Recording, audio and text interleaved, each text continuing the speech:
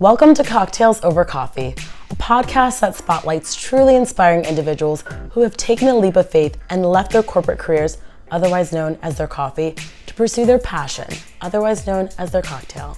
I'm Janae Green, and I'm so excited to be here today with the ladies of Amsterdam Ave series, Pooja and Dionne. Thanks for having us. Yeah, excited So to be here. tell me a little, okay, so we met at Soho House, right? Mm-hmm. At the wine down that they have. And the reason we hit it off is I feel like we were both working on different projects, but that had a similar base. So tell me a little bit about, first of all, you guys and what you were doing before and how you guys met, because I also think that that's a really cool story. Yeah. So give us a little background. I'm Dionne. Hey. I'm from the Netherlands, and when I was 17, I graduated high school, I moved to Amsterdam, and I started studying at the university, but after a month or so, I was like, I can't do this yet, I'm not ready. Yeah, what were you studying? Media and culture. Okay. Yeah, and I dropped out pretty soon after. Not for you. I thought it was quite interesting because at least it was about film and stuff. Yeah. So I thought that was fun, but I was just not ready to study. No, I was just distracted. I just moved to Amsterdam, lived on my own. Mm-hmm. I was having a good time. Where are you from? From around Rotterdam. Okay. My family's all around there. Okay, so you moved to Amsterdam on your own. Yes, I did. Did you know anyone there? No. Wow. So, but I joined a sorority. You know. Okay, so that's how you met people. That's how I met people. Okay. And the sorority system there is a bit different. It's not bound to a university itself. It's not like Greek letters. Okay. It's Oh, not. that's kind of a cooler concept, though. It's more like everyone's on their Air Max and drinking beer and t-shirts.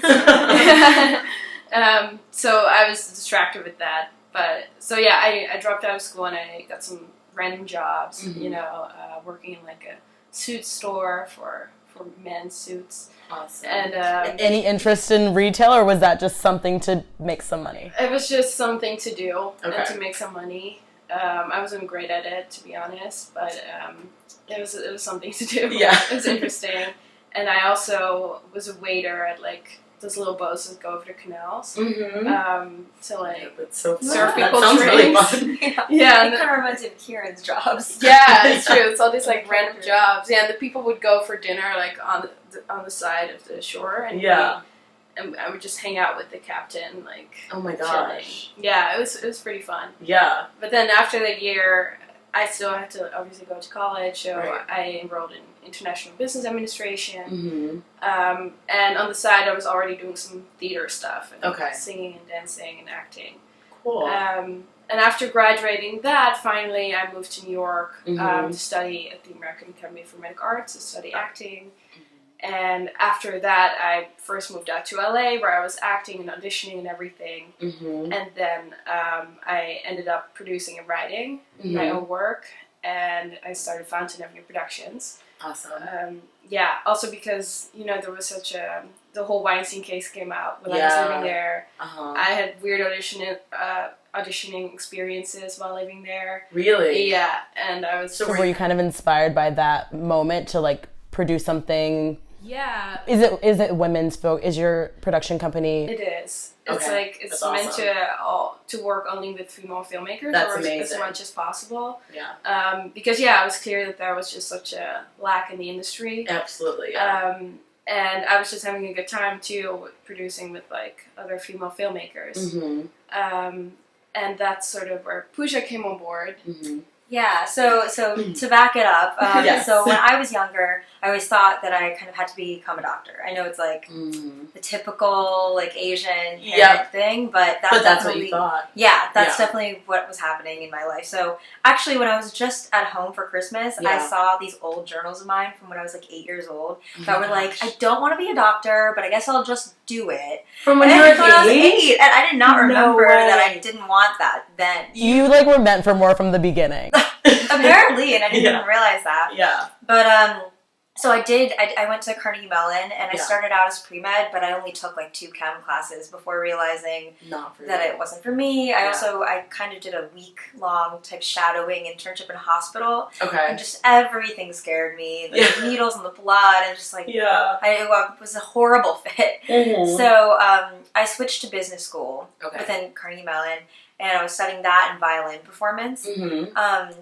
Did you play the violin? Yeah. Okay. Pretty extensively, I'm assuming. Mm-hmm. Yeah. Okay. I've played violin since I was 3. Amazing. So I think that was also, it's interesting how the different arts, violin's obviously very different from acting and producing, but there's something about performing arts and the type of person who likes to do that that just kind of carries over. Yeah. But so I was doing that mostly because I thought business is kind of vague and I could just figure out, what to do next. Yeah, it's kind of like everything kind of falls under business. Yeah. What isn't a business at this point? So, like, we're a business. We're a business, It's like parents approve too. Yeah, because they're like, oh, sounds like she's going to make some money eventually. Exactly. Yeah, exactly. There's like profits like involved with the exams and everything. So. Economics. Yeah. Sorry, I have a cold. I'm just going to say it now. Get it out there. You've got your cough drops. You're prepared. So I was doing that, and I decided I wanted to work in fashion because since I was a lot younger, I had this interest in fashion. It wasn't really founded in like the actual roles that you end up in, but it was more just like I loved watching the runway shows and I loved the actual clothes and honestly the more creative aspects of it. Right. But I was in business school and I thought, okay, what kind of jobs could I have in fashion that would pay well or like anything? And incorporate business. Right. So I ultimately, when I graduated, I started working at Bloomingdale's in their buyer training program. So I did that, and I had interned at Fendi the summer before, so I kind of worked in these different brands. Right. When I got there, I realized, just within like the first couple of days almost, how different the actual experience of doing this was than I thought. The expectation versus reality is very real, especially in fashion. It looks so glamorous from the outside, and you like see what everyone's doing, and then when you get in, you realize it takes you a lot longer to get to that glamorous point. Oh yeah, definitely. And also all the movies and stuff about fashion are so hilariously not true at all. Yeah. Everyone's like the bitchiness is kind of true, but then that part is very true. The rest is But it's like the way that like they all have clothing allowances and they can walk in the fashion closet and get what I'm just like, it's so funny. They're also all wearing like stiletto heels. Yeah, and designer, like the entry level people are wearing like designer everything, and it's just like you can't even afford to like walk into a designer retail store. No, and if you could and you did that, your boss would probably hate you. Yeah, because they're like, oh well, she thinks that she's too good for. That's all true. Yes. It's so funny because you thought that like going into fashion you should look the part. You should look that way. Right. But then like it doesn't work. It's like you're damned if you do, you're damned if you don't. Yeah, exactly. And also the big thing for me was just corporate culture. So obviously we don't know about that in college. We don't really know what that is. I mean, I know we do internships, but it's not the same thing. And I was so shocked about having to sit in just this one cubicle and just, kind of just be on Excel all day. And there's nothing wrong with that at all. Yeah, it's just not for everyone though. Yeah, and I think for me what ended up being the biggest issue was the end goal of what I was doing was just to like sell. I was in hosiery. Okay. So it was like to sell socks and pantyhose. Not something you're passionate about. No. And then after that, it was to sell like underwear because I was in intimates. So I was just kind of like, this isn't actually fashion, and I'm also not getting paid that much. So I'm not sure why. Like, what am I doing here? Yeah. But then I ended up having a job called at a company called Video Fashion. That was a production company that covered Fashion Week. So I was a producer. Cool. Yeah, that was something closer, I think, to what I... Right. You were, like, going in the right direction. Yeah. So it was cool. I was the first time I really got to be on any set. It wasn't the same as the kind of sets that we're on now, of course, but still, we had a cruise, and I was in charge of them, and I did interviews with different people at Fashion Week, the designers, the models, and while this was all going on, Dionne and I were kind of talking about the idea of... And how'd you guys meet? I want to back up into how you Yeah. even like came into each other's lives. Right. It's pretty crazy how we met. Yeah. It was about 7.5 years ago. Okay. And it's in the south of France, in Saint-Tropez. Beautiful place. Yeah. One of my favorite places. Yeah, beautiful place, and we met very serendipitous on a club night. Mm-hmm. Yeah, going. Were you both with your own group of friends, or were you traveling alone? Yeah, I was traveling with my family, and I was there with my brother and my friend, and we were only there for like one night, I think. So that night we went to the club. Yeah. And that's where Pooja was. I was there with a friend too. I had just finished studying abroad, like in the summer, and I just kind of stayed to travel. And so I was there for like 9-day trip with my French friend. Amazing. It was the first time I had been there too. Yeah. Yeah, and we were both studying business at the time. And my brother actually liked Pooja's friend, so he like tried to flirt with her. Yeah. And our groups kind of merged. Got it. Because I was like, how does one meet their future business partner at the club? Yeah, I know. It's kind of magical though. Also, it's like, go out, go partying. You may meet your future business partner. Or your like future like best friend. You never know. You really don't know where you're going to meet people. It's crazy. Yeah, no, we had no idea. Also, then obviously that was going to be like this. Right. But we ended up talking, and Pooja was from New York, and obviously I was already obsessed with New York at the time. I had been there at the time, but still. So we just exchanged like Facebook. Yeah. You know, we became Facebook friends. We became Facebook friends. That's it. Just social media. Yeah, exactly. And then Pooja was studying at CMU, and I was watching Smash at the time, that show about Marilyn Monroe. Yes. And a couple of the actors went to CMU for acting, and I was like, "What is this school like?" Yeah. Why is everyone going there? Oh, yeah. And then I realized that Pooja went there too, so I asked her about it. Yeah. So that's how we got to talk again. Yeah, and then we kind of just stayed in touch. We were both in New York, you for the acting program. Yeah, I came for a summer program. You were here for an intern. Yeah, I was at Fendi. Yeah, and we hung out. You guys weren't rooming together at that point? No. Or are you roommates? We're not. No. Okay. We've lived together over different periods of time. Okay, you've been roommates-ish. Kind of, yeah. Okay. It's like we see each other basically every day. Okay.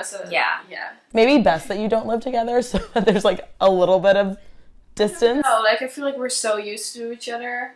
Yeah. That you could. It's almost like we still do, even though we don't, because we still see each other every day. Right. Like, I guess we have like different fridges of food. Yeah, But it's the same It's food. the same food though. And like we eat the same. both of it. Yeah. That's hilarious. It's actually kind of silly if you think about it. A little bit. You're like, why are we paying two different rents for? Okay. Yeah. But we also go on like trips, like, and we've been on a tour for the show, and so we spend a lot of time together. Yeah. So then, so back to what you're saying about you were in LA and you wanted to create your production company. Yeah. And then this is when you guys kind of got into business together, or when did that happen? Pooja visited me in LA, and I was casting a short film at the time. I wasn't going to cast, I was going to work with a friend. The friend couldn't do the short film, so then I was like, oh shit, I'm going to have to cast someone. Yeah. I've never done that before. Right. And you were kind of just hoping to use your resources. Yeah, exactly, because I also was working with a friend who was a cinematographer, and she sort of gathered a crew of female filmmakers from UCLA, where she went. So it was all kind of set up already, and then I needed an actor. Right. So that's how we made a casting call and did the auditions ourselves, which felt really funny at the time. It was wild. I was also working at Dior, and so I just took full time. Yeah, full time. So when were you doing? When did you find? Oh my god. Yeah, I took vacation days, and I was so pushy about my days too. Was it over Thanksgiving? The first time I was over Thanksgiving, and then I came back. I just kept going to LA, and I kept being like, I really need to hear back on these vacation days. Like, I need to know. Yeah. And they were like, chill. Like, are these approved? They were like, you were just there. Right. But I was like, yeah, well. Did they know what you were doing when you were taking these vacation days? No. Okay. I think, I had friends that you worked with that kind of knew what your interests were. In LA. Right. Yeah, but they didn't really know that we were seriously holding auditions. Yeah. They did not know it was brewing secretly. Right. Yeah. And the casting experience was just wild because it was just so crazy to see like a character that was made up, that the description is here, and then you have like 10 versions of that Yeah. in front of you, and they all do exactly what is written on the script. Like, if it says to like act insane and cry, like that's what they're gonna do in this room. Yeah, you're like, Yeah. It's a lot of power. And it was also, like, it was a pretty intense script. yeah. Based on, like, an ex-boyfriend, basically, who was kind of, it was aggressive. Yeah, I was bipolar, and, well, that's what I think, at least. And and I wrote a script about that, basically happened based on my own experiences. Yeah. So Pooja was reading with the actors, and at some point they, like, have to hit their own head. And Oh, that's interesting. yeah, so and then, like, the other character is like, no, stop, please stop. And I really meant it when I said that. I was like, Really? some of those people, because some of them, they would just kind of not. Yeah. They wouldn't actually hit their own head. Right. Yeah. But some would like fully commit. And like, And yeah, some of them really took it to like another level. Which I also feel Super bad about that, intense. because I wrote it, but I obviously don't want them to hurt themselves Obviously. anytime. So, Right, that wasn't the intention, but No, it was no, just no, like no. getting into character. yeah, And I was like, stop it! Yeah. Please stop it! no, really, stop it. Yes, I was like getting really into my reading. Yeah. But it was such a wild experience that this is Yeah. something that people could do and also as a job. Yeah. So it was kind of the Yeah. beginning of it everything. was kind of the beginning, and then we started writing, right? Because we basically had two ideas. We had the idea for a show that was about, like, international people in New York who come to New York to follow their dreams. Yes. And we also had this other idea, which is a vegan comedy musical web series. Kombucha cha-cha. Sounds interesting. So that's what we started with. And Okay. it just started The vegan, Yeah. kombucha cha-cha. Yes. Okay. and it just started out with, like, silly iPhone videos Oh, where we gathered that some sounds friends. entertaining. Yeah. It's comedy. Even based off the name, I want to watch. Yeah, it's super fun and light and comedic. And Yeah. Yeah. especially for me having not gone to acting school, it was a nice way to kind of ease it in because Yeah. it was so wacky that Right. you're just forced to just do kind of like, just be very loosened up. Yeah. Yeah. And also there were music videos in it, and I play violin, so I played violin in them. Okay, Pooja cool. could write the music for it. Right. And for me, it was fun too because I'd done more drama stuff, Mhm. so it was kind of fun to do Like something lighthearted. more wacky and Yeah. lighthearted. Yeah. And so then we started producing actual episodes for it. Awesome. So we did 4 episodes, all very, very different. Mm-hmm. And then at the same time, we were working on the other show. Okay. Sort of developing that idea further. Okay. And now we made that other show. which is That's the called- exciting part. So that's your Yeah. cocktail. So tell us about your cocktail. That's our cocktail. That's our cocktail. Yeah, it's called Amsterdam Ave. Yes. It's a 6-episode web series. Mm-hmm. We wrote it, we produced it, and we star in it as Maya and Kyran. And my character Maya is from the Netherlands. She's biracial. Mm-hmm. She moves from Amsterdam to New York to become an actress. Yes. And she lives with her boyfriend, her fiance, actually, in Amsterdam. So she kind of has to make that difficult choice of following your passion versus Your love relationship. or relationship. Which is such a choice that we all are. People have to make constantly. Yeah. I feel like that's like one of the biggest things, especially with women. It's like, do you go and do what you want, or do you stay and see where your relationship goes? Exactly. And also with her, I think she doesn't have the best relationship. So it's like some relationships I think are totally fine, can do it. Yeah. But for them, I don't think they're in that great of a place. Or she And they probably couldn't stand the test of like her going. Well, you'll see. Well, you'll see. Oh, you gotta tune in to know. Okay. But like I don't think she feels like she has the space to fully be who she wants to be Got it. or explore who she really is. Yeah. So she sort of gets the chance to do that. Yeah. And so that's my character. And then my character, Kyran, she's Indian American like I am. Yes. She's working in a corporate fashion shop. Sounds familiar. Don't know how I came up with that. Weird. And she's basically in this cubicle type job, Yeah. but she aspires to be a DJ. So she's DJing on the side. That's her cocktail. Yeah. is being a DJ. So she basically has to make this decision of what to do when she's presented with an opportunity to kind of go to Amsterdam and pursue DJing, since that's such a big scene there. Yeah. So ultimately, without giving too much away, they end up doing a house swap, switching places between New York and Amsterdam Okay. to follow their dreams. Amazing. I feel like, so that's why I was so excited, because Amsterdam Ave is so similar to Cocktails Over Coffee. It's like in the show, that's literally what she's struggling with and what she's like going through. Yeah, and we've been asked a lot about kind of how much of that struggle is real in us. Yeah. And it's interesting because even though that the specific details, like you didn't have a fiance, I wasn't a DJ, and I'm still not a DJ. Right. But other than those things, the overall spirit of it, It's kind of based on similar. Yeah, yeah. And I'm sure that that's kind of what inspired you to write it, is because you felt like you had something that was that strong and you kind of wanted to like put a different spin on it. You're like, okay, I'll make myself a DJ in this series. We also needed a reason for her to like leave New York for Holland. Exactly. And be like, what can she do there better than here? And Yeah. that's one thing. Yeah. So in making this, because you're completely done, the season is done. Yeah. First season, right? First season. What was that like? How were there any challenges along the way? Were you guys kind of figuring things out? Did you do a lot of research before you started? Like, what was that whole process like? It's been a long road. Yeah. It's been a long road because How long? for this rendition, the rendition that became 6-episode web series, it's been about 1.5 years. Yeah. Okay. But before that, we had written a pilot, and we had just been developing this idea for like months and months and months because you write your first version and you have to see what's going to register the best, and then you get older and you get more insight and put that in. Yeah, it becomes more personal too. I feel like we started from a broader place, and like as we talked about what the show is actually going to be about, what's important to us, it became more and more personal. Yeah. And to a point that we felt like the script was ready.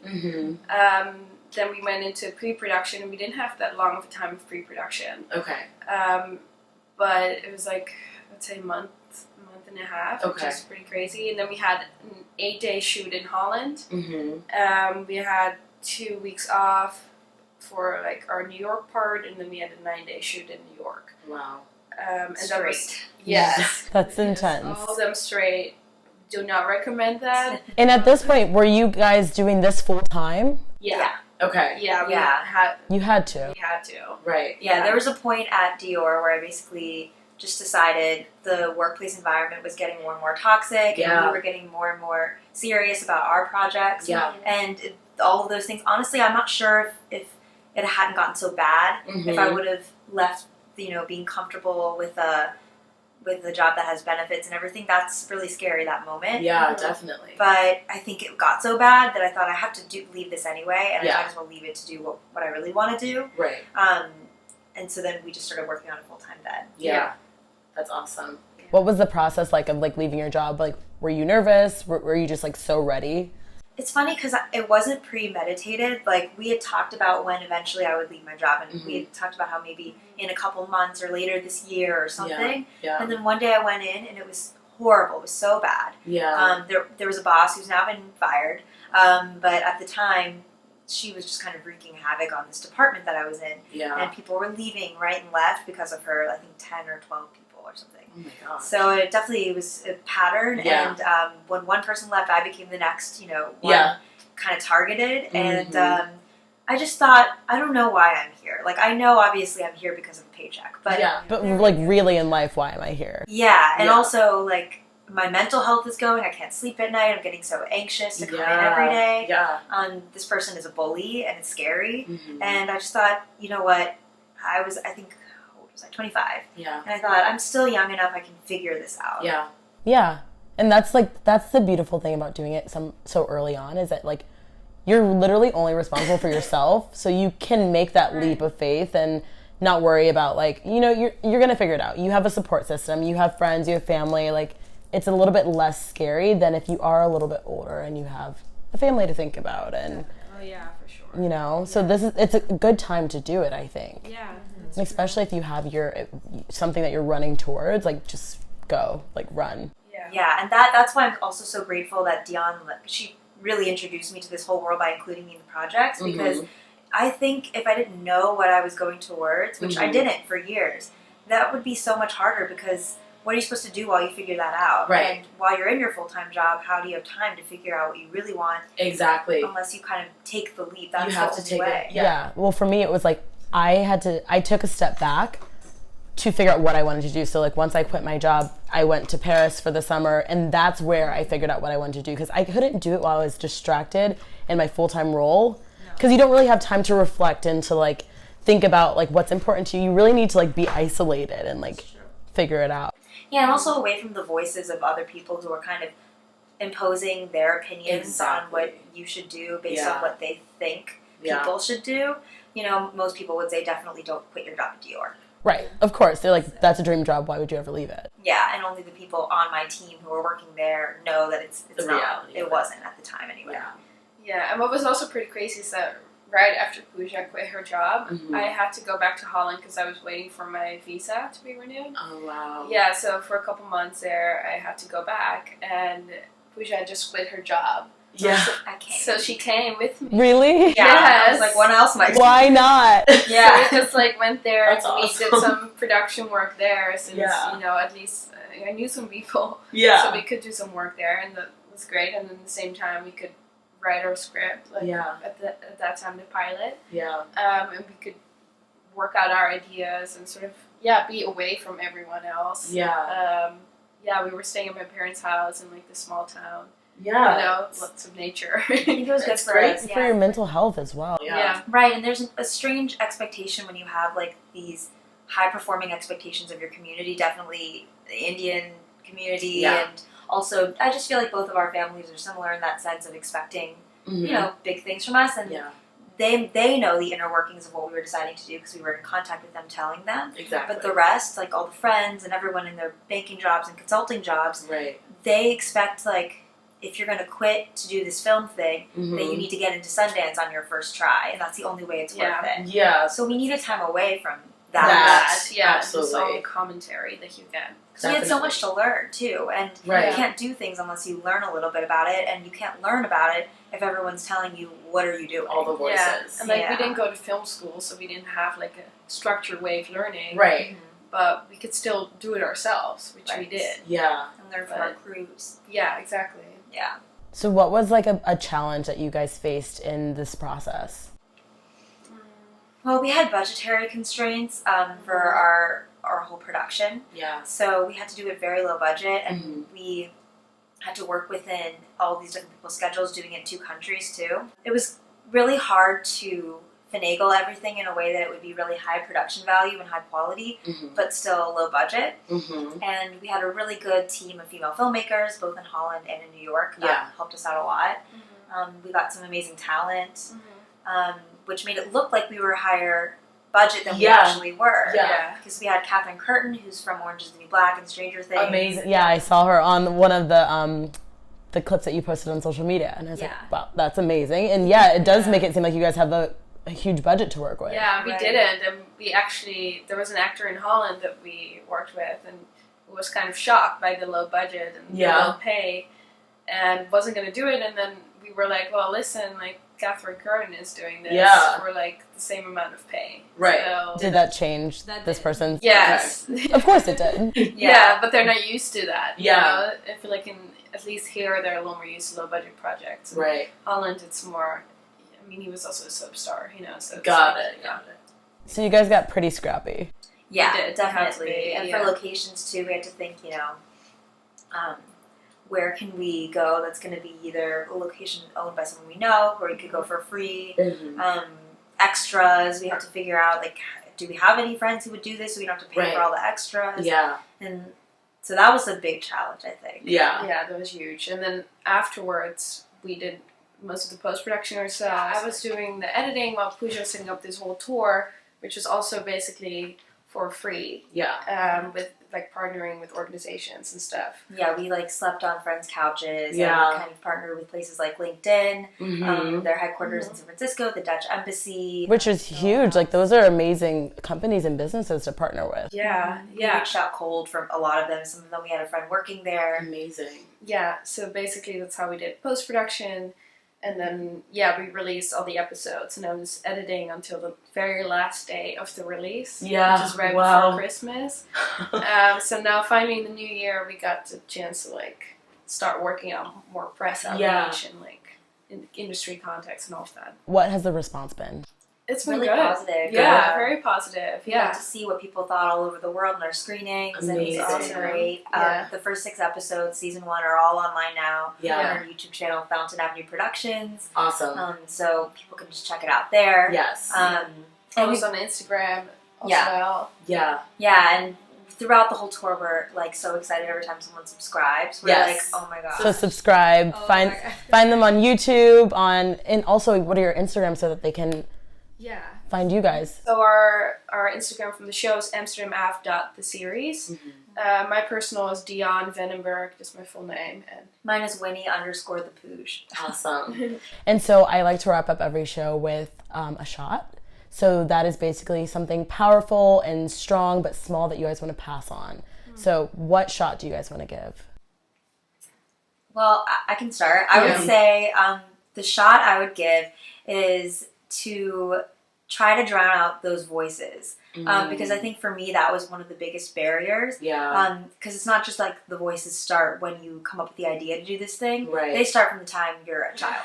And mine is sort of related to that. It's like, it's listen to that own inner voice that you have. Yeah. Because I think a lot of people do know what they want, but they're not allowing themselves to listen to it. But listen to it and then figure out what you can do to follow that. Like everyone has a different set of circumstances. Yeah. Not everyone can maybe quit their job and do full-time what they want. Yeah. But there are ways that you can pursue whatever it is that you really want and make steps. Yeah. And I feel like everyone can do that, you Yeah. know, and it will make you so much happier. And drown out those other voices. Like stop listening to other people's bullshit. Yes. That is important. Yeah. Thank you guys so much for being here. And everyone, check out Amsterdam Ave. I started watching a lot of Home over Christmas, and it's hilarious. And even just following them on Instagram and watching like the little snippets, you'll get a sneak peek into it, and you're gonna be hooked. So, yay! Congratulations to you guys. And you too. Oh, thank you.